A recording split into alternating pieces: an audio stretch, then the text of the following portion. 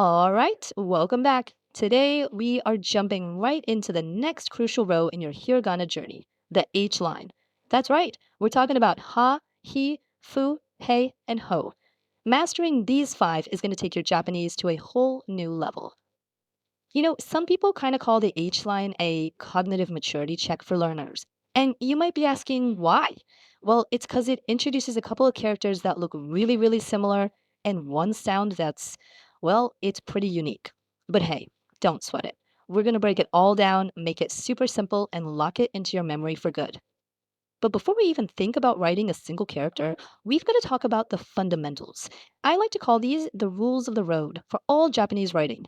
This applies to everything, from the hiragana we're doing today all the way to the most complex kanji. And trust me, getting these down now is going to pay off big time. So here they are. First, every single character is built from the top down and from left to right. It's just how the flow works. Second, you always draw your straight lines before you add any curves. And third, you want to aim for consistent spacing. Picture each character fitting perfectly inside its own little invisible box. Mastering this isn't just about making your writing look pretty, it's about efficiency and building that crucial muscle memory you'll need for literally thousands of characters to come. Okay, got those rules? Good. Let's tackle our very first character, Ha. This one's pronounced ha, just like the sound you make when you laugh. Ha ha ha. Simple enough, right? Let's build this one together. So, stroke one, you're going to draw a vertical line on the left with a little hook or a tick at the very end. Then for stroke two, just a simple horizontal line to the right of that one. And finally, stroke three. This is the big one. It crosses over that horizontal line, comes down, and finishes in a nice, clean loop at the bottom. So, how are you going to remember this one? Well, here's a great little trick. If you look closely at the shape, you can almost see a capital H formed by those first two strokes. And that final loopy stroke, it looks a lot like a lowercase a. So you put them together. H plus A gives you ha. It's a perfect little visual cue. And look at that. Here it is in a real word. Hana, which is pronounced hana, it means flower. You see, the moment you put the character into a real context, it just helps it stick so much better. All right, let's keep the momentum going with our next pair. First up, we've got he, which is just wonderfully simple. But then we have fu, which has this very unique sound that I gotta admit can trip up beginners. But don't you worry, we are going to nail it right now. So let's look at them side by side. Over on the left, you have he, pronounced he, just like the English word he. It's just one smooth, smiling curve. A really great way to remember it is with the phrase, he has a big nose. Simple.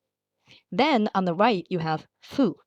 This one takes four strokes and has that trickier sound we just talked about. Okay, let's really zoom in on that sound. Now, there's a fancy linguistic term for it, but honestly, you don't need to remember that. All you need to know is how to make it.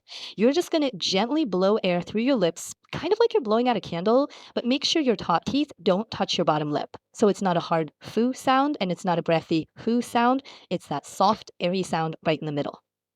And here they are in action. We've got hito, which means person, and hune, which means boat. Go ahead and practice saying that one with the special fu sound. Hune. You got it. All right, we're on to the final pair. He and ho. Now, one of these is super simple. The other one, well, it looks suspiciously like a character we've already learned, which makes it a classic spot for mix-ups. Let's check out the strokes. First, he, pronounced hie, like in helicopter. It's just a single flowing stroke, like a small hill, a short rise, and a long fall. So easy. But now, take a look at ho. It's a four-stroke character, and I want you to notice something really important. Its first two strokes are absolutely identical to our old friend hua. So the big question is, how in the world do you tell ha and ha apart? It all comes down to one tiny detail. Ha has an extra horizontal line. That's it. Look at them here.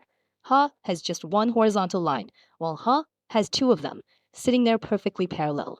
That's the only clue you need. If you can spot that extra line, you'll get it right every single time.